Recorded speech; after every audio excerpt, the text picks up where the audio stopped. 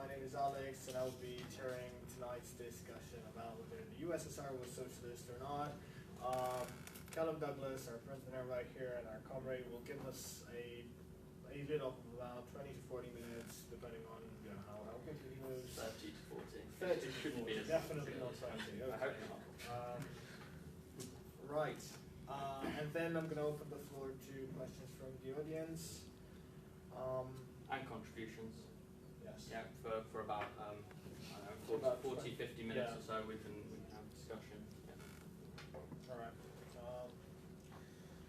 Without further ado, I would like to invite Callum to give his lead off.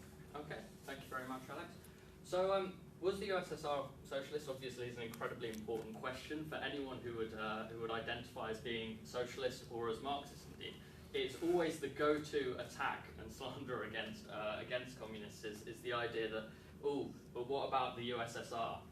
What about the awful things that happened under that socialist regime? Is the go-to attack point. So we have to, in order to challenge these attacks, we have to understand exactly what the USSR is and how it came about. So to start with, we'll get an understanding of exactly what socialism is and how it fits in with the historical context of the Marxist account of history. So the Marxist account of history argues that the society goes through a number of different epochs. And each of these epochs is characterized by different modes of production and by different relations of production. And that ultimately the history is driven by the material interests, because each of these kind of epochs, each of these forms and modes of production has its own contradictions and limitations. So slave society, for example, was based upon being able to conquer territory and gather slaves. That was the formation of the slave-based economy, which obviously has the contradiction that it requires political expansion of territory, which is undermined as it expands too far and shows its weaknesses. Feudalism wasn't able to deal with the massive growth in markets and things that happened when we had the rounding of the Cape of Africa and the founding of the New World in the 16th century. And capitalism, as I'm sure anyone who sees themselves as a Marxist would know, has its own contradictions as well that we'll surely go into deeply in another talk at some stage.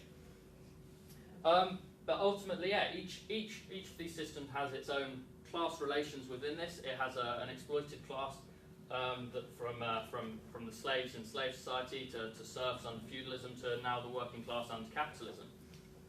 And in each stage, it is a certain oppressed class within that society that is able to rally and fight to overthrow that society. So the bourgeois class was able to fight and take over and bring transformations of capitalism out of feudalism, which a class that developed as markets grew even within the feudal context that existed. And of course now we have the working class. We've seen mass proletarianization across the world to the point where the vast majority of people today are employed as wage labourers. And so the working class then is the class under capitalism capable of uniting and overthrowing the ruling class, the capitalist class, through revolution. And revolution is the way in which we transform from one epoch to another. So what exactly is a socialist state? How can we understand this? It's important to realise that breaking from capitalism does not immediately create a classless society. It doesn't immediately destroy all of the class relations that exist within society. It's necessary for a period of democratic workers' control of the state in order to suppress reactionary classes. Not oppress them in the way that we see oppression of the working class today, but to prevent them from reclaiming power, essentially. So that would entail taking away their private property and things which they can use to fund reactionary forces. So we saw this, for example, in the case of Nicaragua, where was a case where the revolution failed to take control, to take over private property. And the result of this was that the reactionary group, the Contras, who were funded, of course, by US imperialism, were heavily supported by the ruling class, who still maintained their power in society because they hadn't had their property expropriated and taken into the hands of the workers' state. So this is what a socialist state fundamentally is. It's a state where you have democratic workers' control of the means of production through workers' councils or Soviets. So what was the historical situation in Russia that brought about the USSR in the first place? So Russia was one of the most technologically backward countries in Europe in the early 20th century. It had the lowest agricultural output of any country in Europe, so it had the lowest yield, like per hectare of agricultural land, and the vast majority of the population there were peasants, and had an extremely low levels of literacy. I think it was about 80% illiteracy in Russia at the time. And the very little industry that existed, because it wasn't a major capitalist power, Russia, at this time, the very little industry that existed was mainly owned by foreign capital. Railways and things in particular were owned by British imperialists, and I think the French imperialists had major capital invested in Russia as well. And we had an incredibly reactionary czarist regime that was in power, that was constantly responsible for huge, horrendous atrocities, including the multiple pogroms and things, mass murders of Jewish people, particularly in southern Russia, and of course, terrible reaction against the working class in general. So in 1905, we saw the first revolution in Russia, which was an unsuccessful revolution. It happened after the Russian defeat in the war against Japan, which obviously brought about an economic backlash.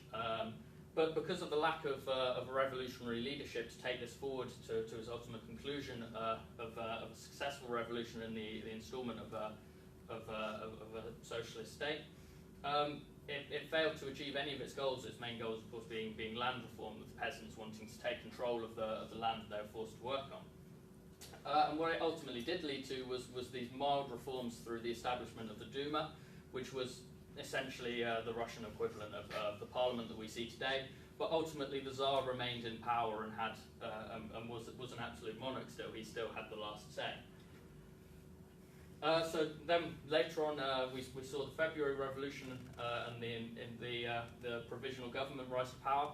Russia, of course, involved in the First World War, suffered heavy casualties, and people were in a truly desperate situation by 1917. So on March the 8th of 1917, there was a demonstration of hundreds of thousands of workers, led by working women, because it was International Working Women's Day, who took to the streets to protest the food shortages that were happening as a result of the war. And they organised these demonstrations and things through workers' councils, through Soviets. These grew. These grew from the ground up. These weren't something that imposed on people, but these were workers' councils that were organised to ensure the success of these strikes and demonstrations and things. And they were successful. They forced Tsar Nicholas II to abdicate on March the 15th, 1917. And the Duma established the provisional government as the highest power in Russia at the time. The Tsar was no more, and with Prince Lvov as its leader. And in July 1917, there were more significant tumultuous actions of the working class in Russia, as the provisional government continually failed to bring about significant reform, because the conditions in Russia at the time weren't right for that form of reform on a capitalist basis. And there was massive anti-government worker and soldier demonstrations in Petrograd, the capital at the time. And as a result, Prince Lvov resigned, and Kerensky took over the provisional government in order to crush these demonstrations with military force. Later on in September 1917, we saw the Kornilov affair, where one of the generals in the Russian army took it upon himself to overthrow the provisional government and install a fascist reactionary regime to utterly crush the Petrograd Soviet, which had grown up. And it was the Bolsheviks leading the Petrograd Soviet that defeated the General Kornilov. they transported tons of papers and things to soldiers fighting in Kornilov's army, and literally just convinced them to lay down their arms and not to fight against the workers. Such was the revolutionary the position of a lot of soldiers even at the time. But yeah, ultimately this led to the October Revolution in November 1917, obviously because they have the strange calendar at the time. So the provisional government had failed to bring about any land reform and was continuing to fight the First World War.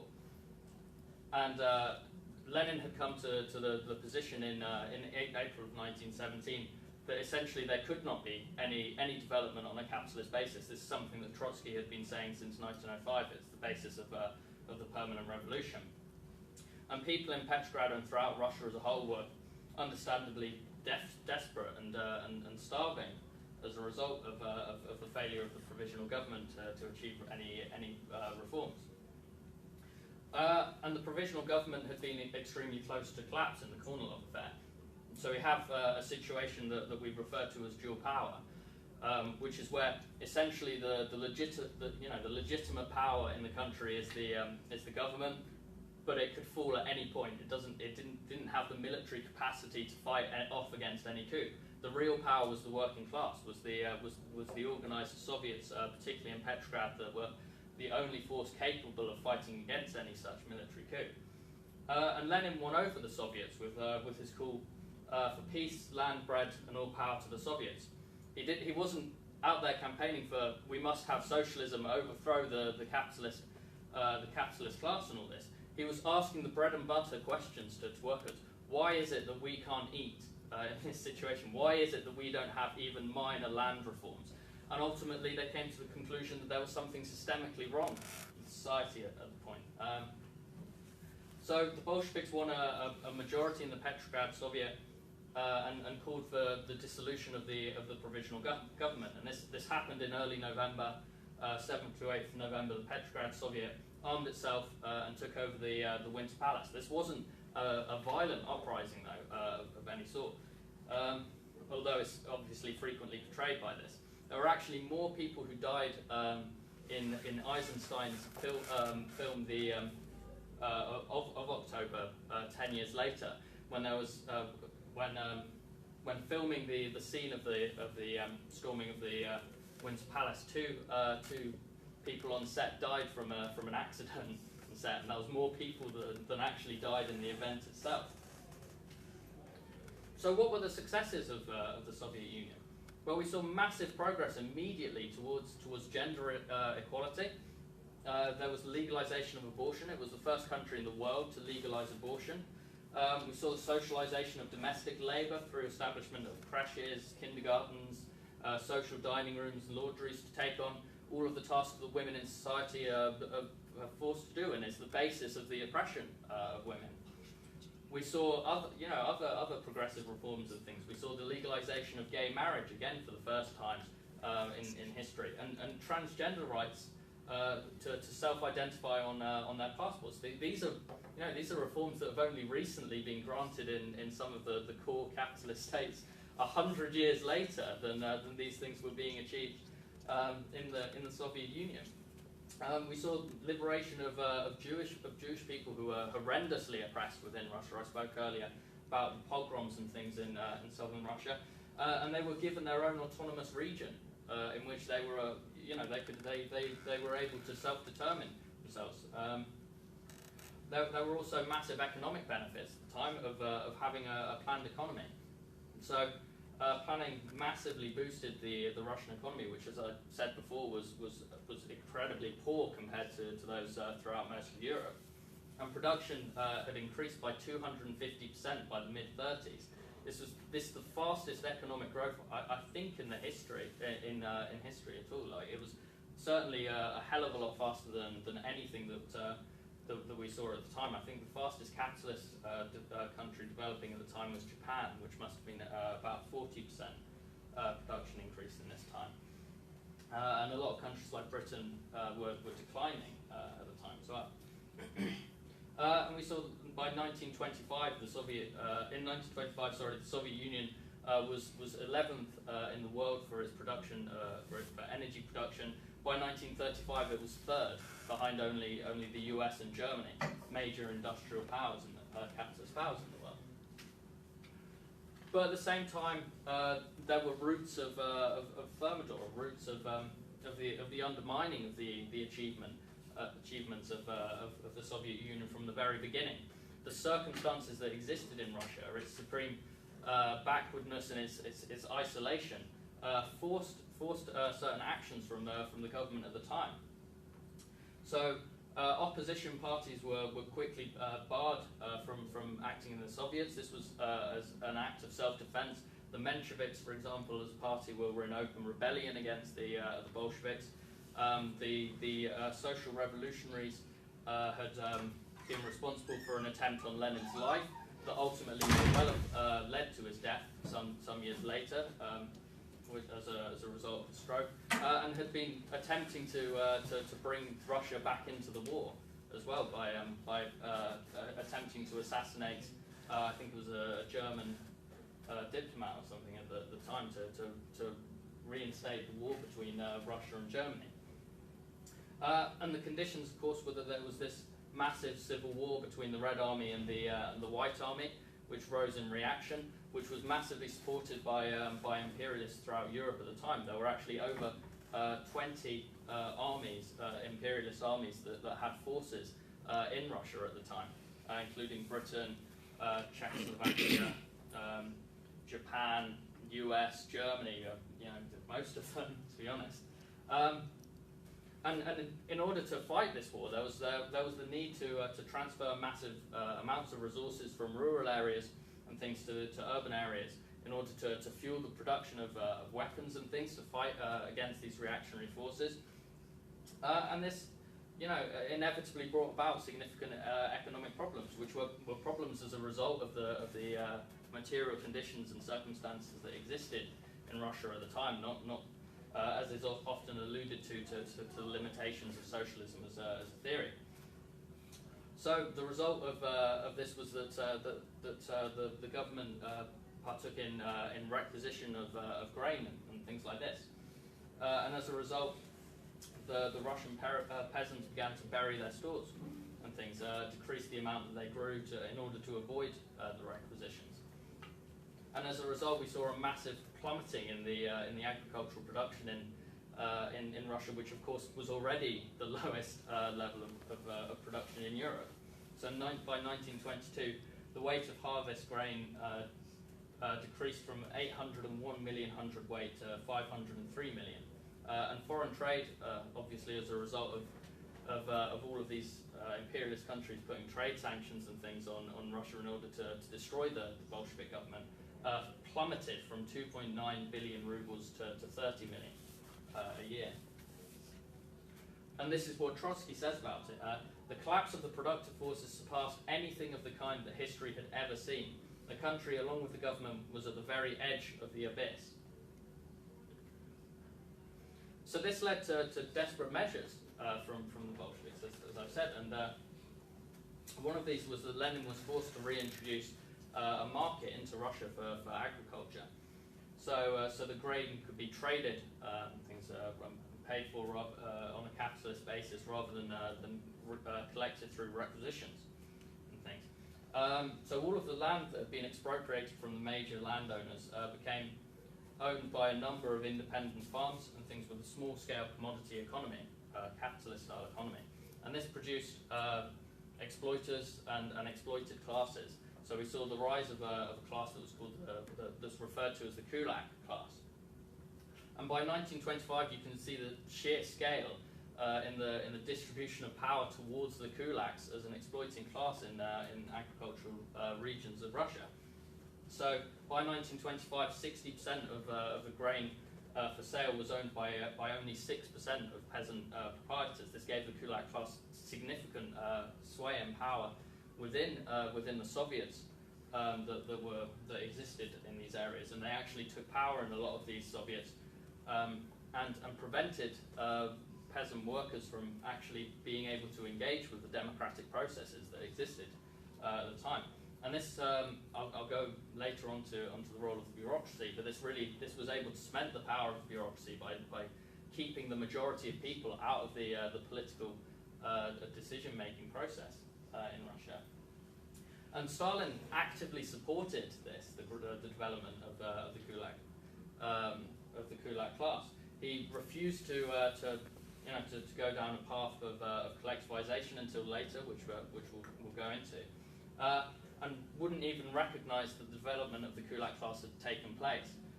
In fact, a number of the people in the left opposition were in fact arrested for hysteria about the idea of the Kulaks rising as a class. So then we saw massive reaction from Stalin in 1928. The Kulaks were able to use, thank you, the economic power that they held in these areas and created a grain blockade, much like what we see, for example, in Venezuela today, which is the cause of mass starvation throughout the country. That the monopolies are able to prevent. Are able to achieve a price hike essentially on their goods by refusing to sell them and hoarding them. This is exactly what happened in 1928 with the Kulaks. And the result of this was widespread famine. So, what resulted from this, in order to ensure that the workers in urban areas were being fed, things was that we saw more requisitions of grain, like had been happening in the Civil War. There's a lot of similarities between this period and the period of Civil War. And as the Kulaks were no longer able to make a profit, because they were no longer selling their grain on, it was just being taken from them, they decreased the amount that they were growing, and the result was that all of the poorer peasants that they were hiring to produce were the ones that really lost out, were the ones that lost their jobs and could no longer afford to feed themselves. And so what Stalin called for at this point, after having allowed for the development of the Kulaks as a class, was for the total and utter liquidation of the Kulak class and the rapid development of complete collectivization. There was no preparation whatsoever for the collectivization of these farms and things, and as a result, when they were first collectivized, they were extremely unproductive. So the bureaucracy had tried to immediately replace one form of farming with another. It wasn't a process that went on over a number of years or anything. It was a few thousand bureaucrats trying to impose huge change on the very structure of society all at once. And we saw in between 1929 and 1932, as a result, the number of collectivized farms went from just under 2% all the way up to over 60% of farms in the country. And as a result of this rapid collectivization, people sold off everything that they had. Essentially, I think in this period, about 60% of sheep and cows and things were killed and their meat and things sold off. Livestock just destroyed, and the result of this was that there was massive decrease again in food production. And this was the famine in which millions of people died in this period. That's often the point that's referred to as to why socialism failed. As we can see, it wasn't a result of socialism just of not being capable and not being productive enough. It was a result specifically of the way in which collectivization was managed by Stalin at the time. So Trotsky says the blame for these sacrifices lie not upon collectivization, but upon the blind, violent gambling methods with which it was carried through. And so in this period as well, we saw massive growth of the bureaucracy, and we saw power being taken out of the hands of the working class who initially had taken it. So as we saw the growth of these elements in society, such as the Kulaks, what we described as petty bourgeois groups, and the leadership of the Red Army as well, we saw that the bureaucracy no longer supported the interests of the working class as a whole, and it was able to become what we call a caste above the working class. And whenever it carried out attacks on the working class, it was empowered. So it no longer acted in the interests of the working class, but in the interests of the bureaucracy itself. And the failure of a lot of social movements abroad, such as the British General Strike in 1926, which lacked any form of leadership and was actually opposed by the Labour Party at the time, which could have brought a socialist transformation of society in Britain. The Chinese Revolution of 1927 as well. All of this gave power to the bureaucracy as it was able to claim legitimacy as the only source of salvation from the capitalist world. And Stalin was kind of perfectly fit for the bureaucracy at this time. He had a lot of prestigious. He'd been a Bolshevik at the time of the October Revolution. He had a very strong character, and he had extremely close bonds with the political machine. And so what we saw was that the bureaucracy gave massive power also to people who'd been in power before the revolution. So a lot of people who'd been members of the army or something, or who'd been in the Duma and things before the revolution, saw this transformation towards bureaucracy as an opportunity to cement their own power. As Trotsky says, the overwhelming majority of the older generation of the present bureaucracy had stood on the other side of the barricades during the October Revolution. And as a result of this bureaucratization, all of the successes, the economic successes of the Soviet Union, rather than going to improving the lives of the workers themselves, went towards improving the lives of this narrow caste of bureaucrats. So Trotsky says, the members of collective farms live as formerly in the old huts with their calves and cockroaches. The Soviet dignitaries complain in the press that not all the houses newly constructed for them possess rooms for houseworkers, that is, for domestic servants. We see the sheer inequality and differences in the way in which bureaucracy was living and what ordinary workers were. When the Bolsheviks originally came to power, they had the position that anyone who was in the bureaucracy, who was an elected bureaucrat, would only take the same wage as an average worker. Now we see that the bureaucracy was able to lift itself up above the working class, and was able to take all of the achievements that the planned economy had given and use them to fill their coffers and to enrich themselves as opposed to society as a whole. And as a result of this transformation towards bureaucracy and such, we also saw a degeneration of all of the social successes and things that we've seen in the early years. So the emancipation of women was dependent on social conditions.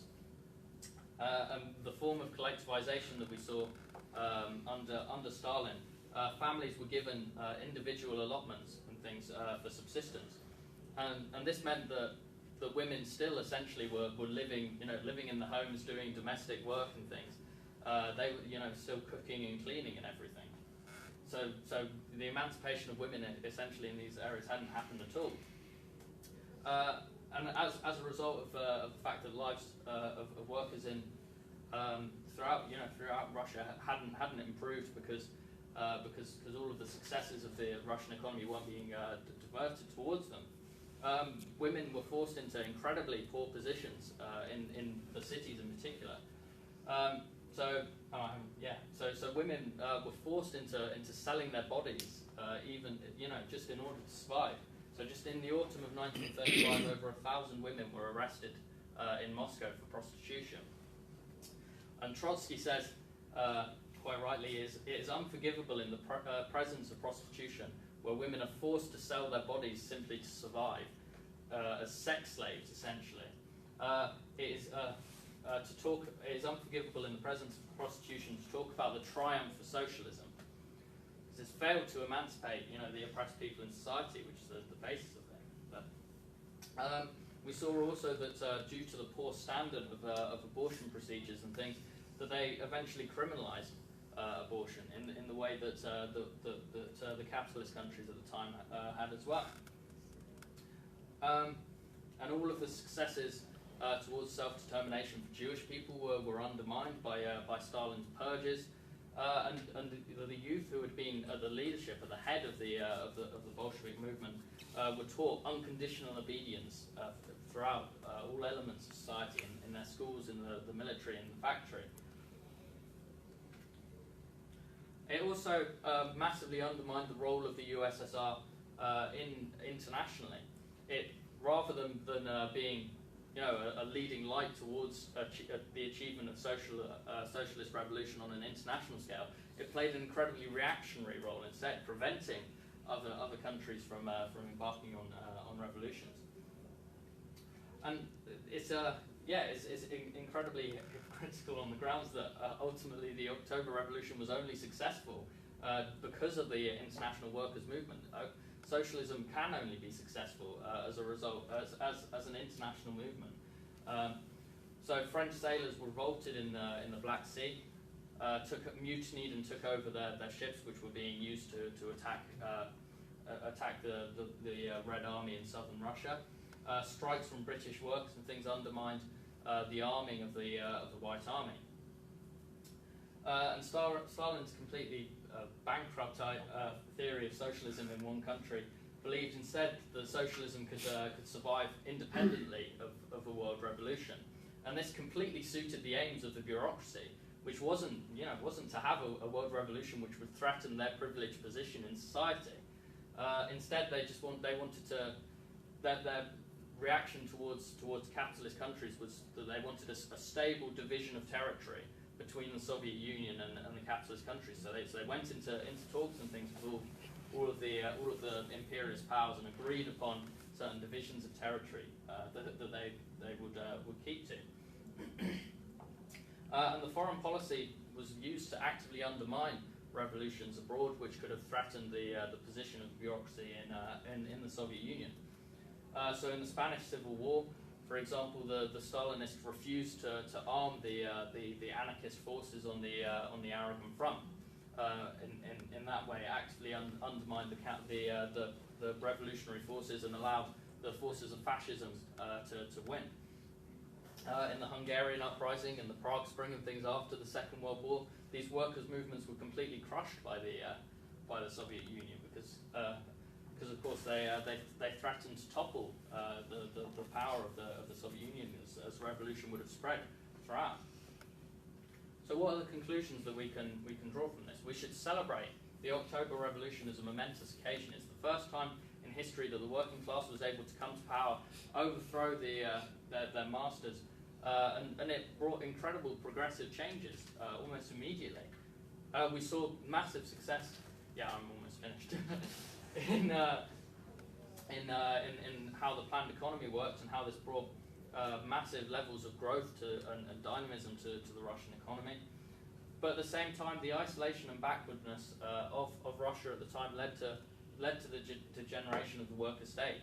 Lenin and Trotsky had the position that the Russian Revolution could only ever have been successful if there was an international revolution at the same time, particularly if there was revolution in Germany.